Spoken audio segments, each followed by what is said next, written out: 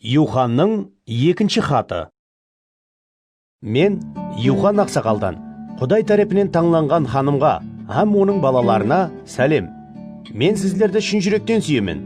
Тек мен емес, ал хақиқатты білгендердің һәммесі де сіздерді сүйеді. Себебі біздерде хақиқат бар, һәм ол біздерменен мәңгі бірге болады. Әкеміз Құдайдан, һәм әкенің ұлы Иса Масихтан келген мейірім, рехім һәм тынышлық біздерде хақиқатлық һәм сүйіспеншілік арқылы бірге болсын. Сенің балаларыңның арасындағы кейбіреулерінің әкемізден алған бұйрық бойынша хақиқат жолменен жүргенін біліп, қатты қуандым. Енді сенен өтінемін, қымбатлы ханым, һәммеміз бір-бірімізді сүйейік. Мен саған жаңа бұйрықты емес, біздер әуел бастан қабыл еткен бұйрықты жазып жатырмын. Сүйіспеншілік бұл Құдайдың бұйрықлары бойынша жасау. Әуел бастан ескенің сияқлы, оның бұйрығы сүйіспеншілік менен жасаудан ібарат.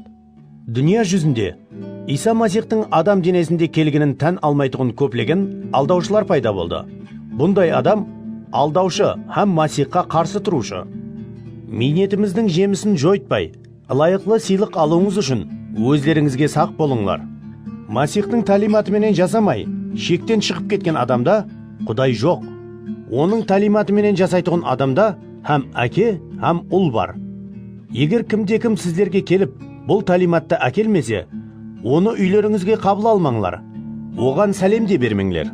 Өйткені оған сәлем берген адам, оның жаман іслеріне шерік болған болады. Сіздерге жазатұғын көп нәрселерім бар. Бірақ оларды қағаз бетіне сияменен жазуды қалемеймін.